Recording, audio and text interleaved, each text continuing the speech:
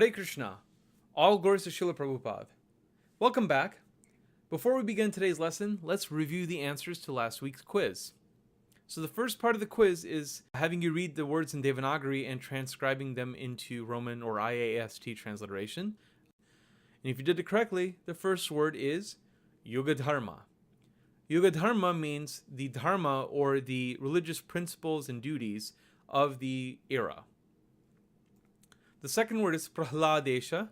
It comes from the words Prahlada and Isha. Isha means the Lord, and Prahlada means the King Prahlada. So Prahladesha means the Lord of Prahlad Maharaj, another name for Lord Nrsimhadev. To read more about the pastimes of Lord Nrsimhadev, I recommend that you check out the 7th canto of the Srimad Bhagavatam to read it in more detail. The third word is Shatrugna. Shatrugna is the youngest brother of Lord Ramachandra, and literally the name means the destroyer of enemies. And the last word is Vrajabasi. Vrajabasi means the residents of Vrajabhumi, or the land of Krishna.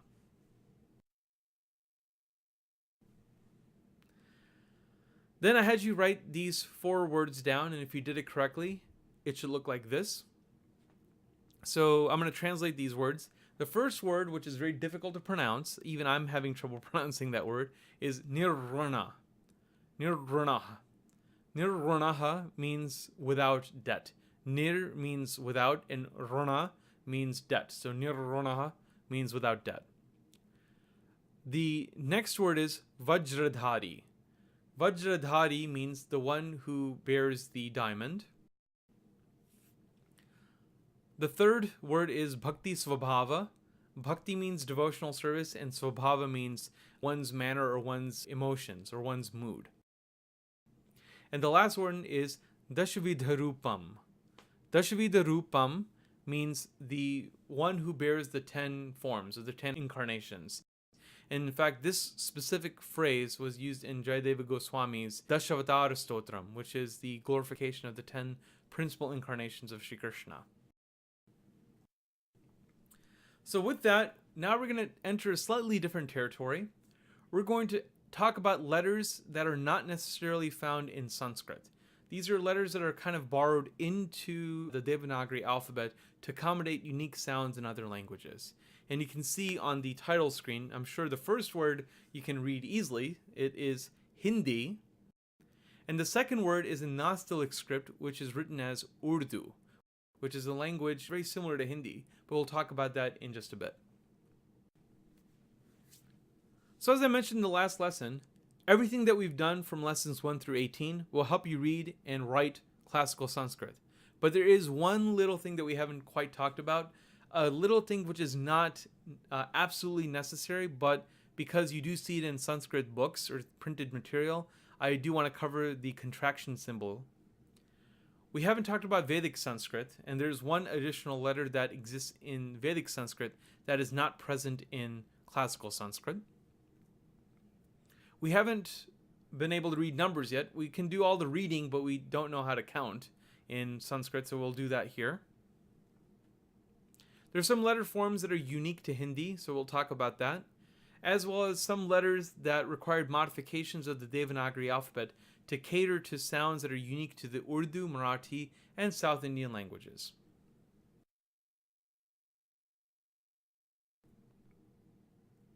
So in this lesson, we're going to talk about the AVAGRAHA, which is the contraction symbol, the RETROFLEX Vedic Sanskrit letter, which is Ra, numbers, the Hindi letters Ra and Ra, the Urdu letters, and I'm going to talk about the pronunciation of those when we get there, the Marathi vowels, and the Dravidian vowels.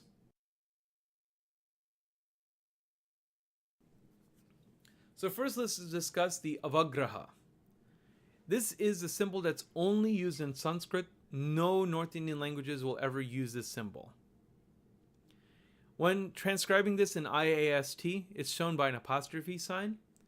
And its purpose is to indicate that when sandhi took place, or when a contraction of words took place, some letter or some vowel was dropped, and most likely the vowel that they're referring to is the letter A. Sometimes you don't see the avagrahas written, but in printed material you do see the avagrahas used, so therefore I'm covering this in this lesson. And sometimes you'll see two avagrahas back to back. That means that there was a lost a in the contraction.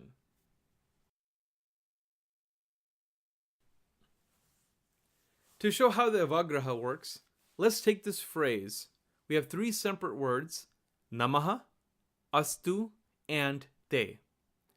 Namaha means respects or obeisances, astu means is, and te means you.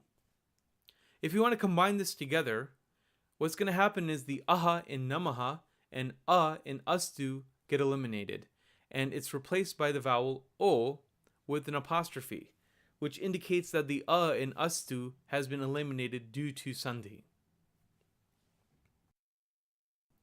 When we transcribe namostute, as always, we break this down by syllables, so you have na, mo, stu, te. So we write the letters. The na has no vowel marking, so we just write na as is. The ma is used, but it has an o sound after it, so you get o. Then we have the avagraha, which is the apostrophe, so we just write the avagraha as is. Then the next syllable we have stu. It's a consonant cluster with sa and ta. So remember, you draw half of a sa and the full ta to get sta, but we have the short u sound to get stu. And then finally, the last syllable is te. So we write ta with the symbol for a above it to get te. And then you combine them to get namostute. Namostute, which means I'm offering my respectful obeisances to you. So you can see how the avagraha works.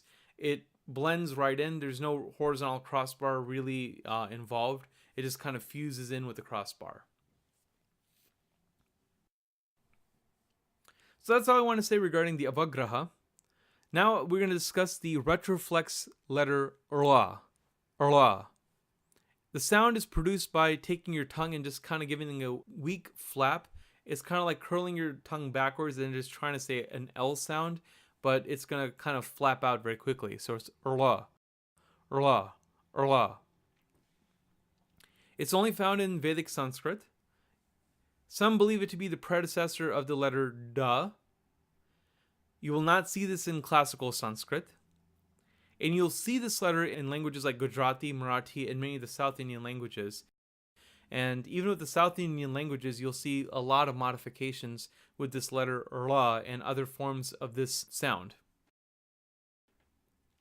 So there's a very famous verse in the Rig Veda. In fact, it's the very first verse that starts off as Om Agnimire Purohitam.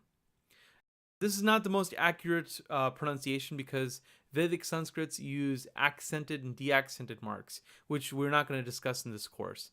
But you will see that the letter rla is used, and it also follows all the rules that we have for vowel markings and consonant clusters.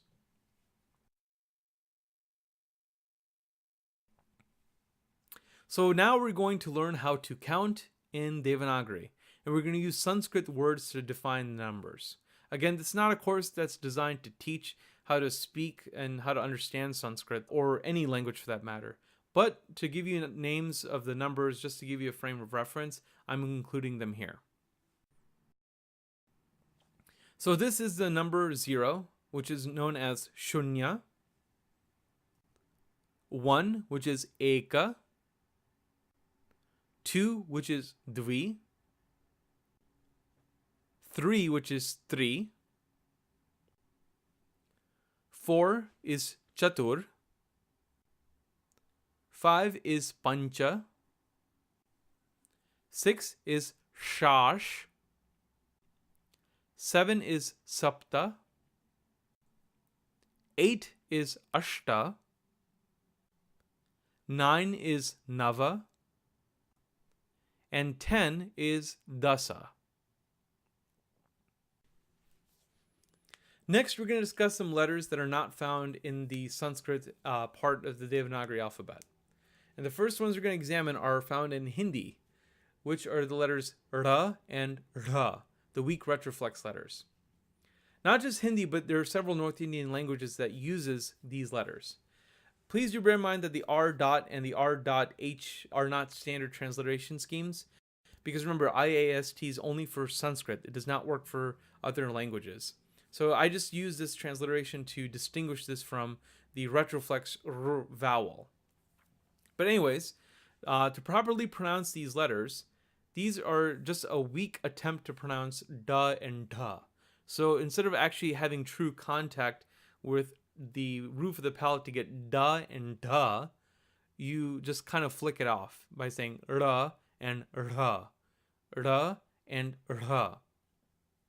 To write this letter properly, you draw the letter da and da and put a dot beneath the letter, or the dot is known as a nukta. So you put a nukta or the dot below the letter to get ra and ra respectively. This is used in words in Hindi like padhna, padhna, not padhana, but padhana. This word means to study or to read. The second word is bada, bada, not bada, but bada. Bada means great or big.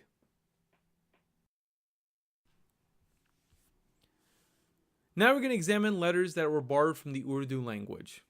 The Urdu language is a language that's predominantly seen in Pakistan. The difference between Urdu and Hindi, if anyone were to ask me what the difference is that there's really no difference in terms of the grammar, in terms of sentence structure. Most people who can speak Hindi and Urdu can communicate with each other effortlessly. But the difference lies in that Hindi vocabulary is primarily based on Sanskrit, whereas the Urdu vocabulary is primarily based on words that come from Persian, Arabic, Turkish, and even Greek. The other major difference is the writing. The Hindi writing uses Devanagari alphabet, which we're learning in this series, and Urdu writing uses the Nastaliq alphabet. That is the alphabet used to write languages like Persian, Arabic, Pashto, and Dari, just to name a few. If you were to ask any academician in studies of Indian languages, they will tell you to properly and accurately represent the sounds of Urdu into Devanagari script, there is a significant need to modify a lot of letters, more letters than the common layman of India would know. However, we're going to only focus on 6 letters that are known to practically anybody in India, and they can pronounce it properly if they see it in a word. And because these are Devanagari letters with modifications, they still follow the same rules regarding vowel markings, anuswaras, visargas, etc.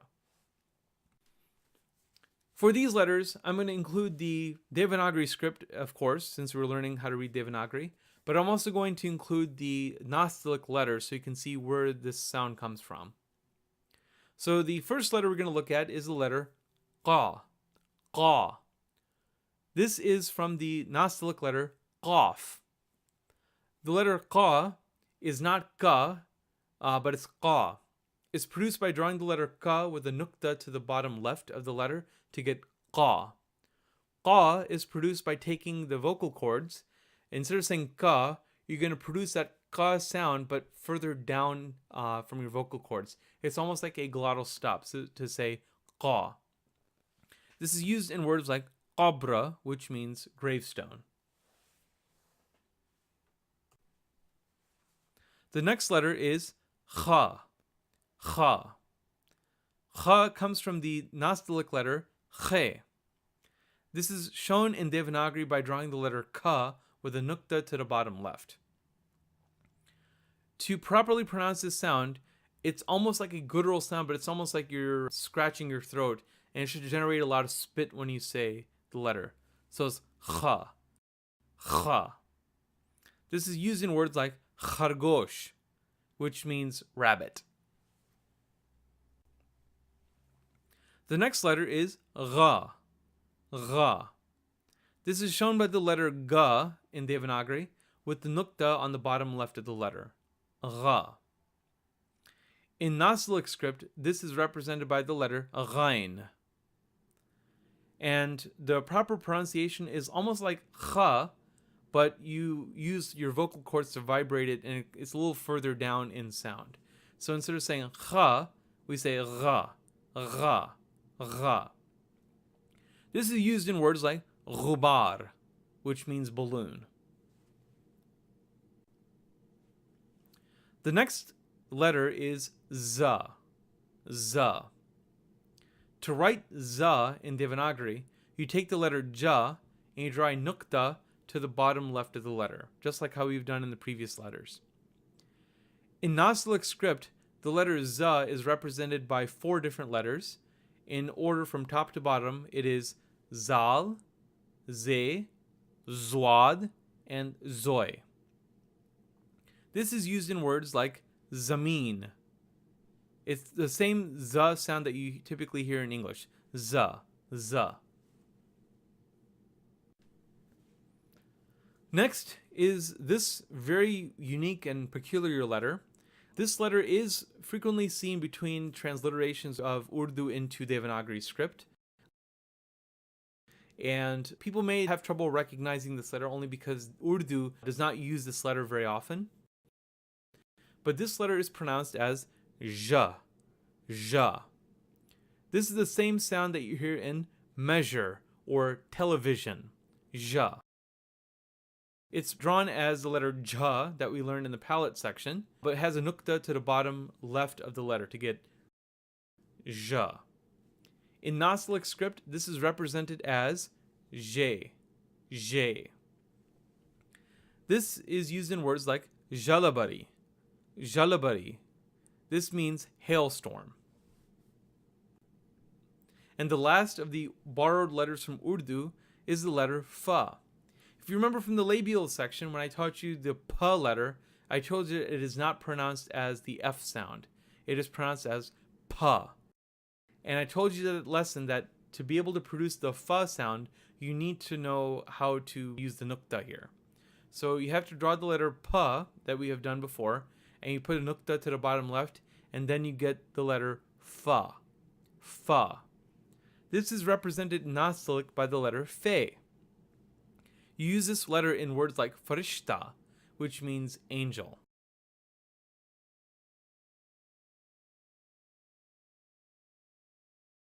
As mentioned before, Devanagari script is used to write Marathi.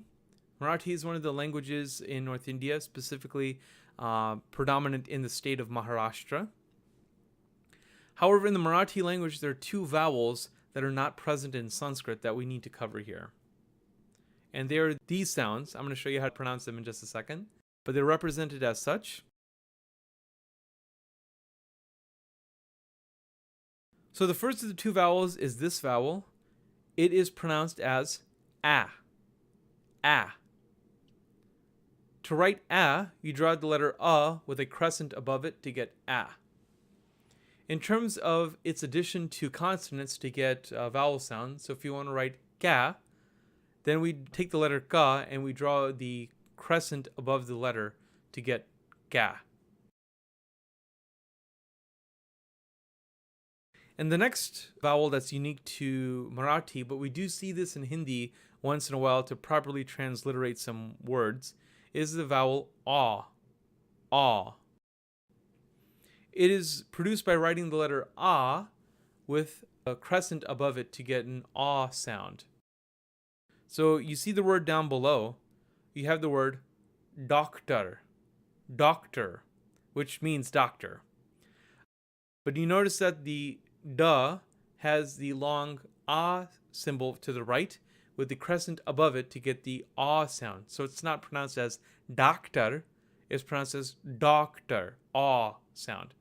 Also, I want you to pay attention to the fact that you have the ka as the half form. The part of the arm is taken off of the ka to make the k sound, and then the ta mixed with ka to get the kta sounds.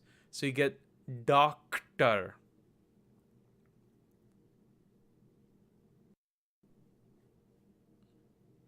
Next, we're going to discuss letters from other Indian languages, and specifically we're going to discuss the Dravidian languages. These languages are primarily seen in South India. They have an origin which is not directly related to Sanskrit. However, their alphabet structure follows the Devanagari flow. So for example, we have the vowels going from A to O. However, there are two additional vowels in the South Indian languages that are not present in the North Indian languages. And we will discuss those in a couple slides from now. And then the consonants go in the same flow. We have the plosives, which are the discrete consonants, the semivowels, and the fricatives in that order.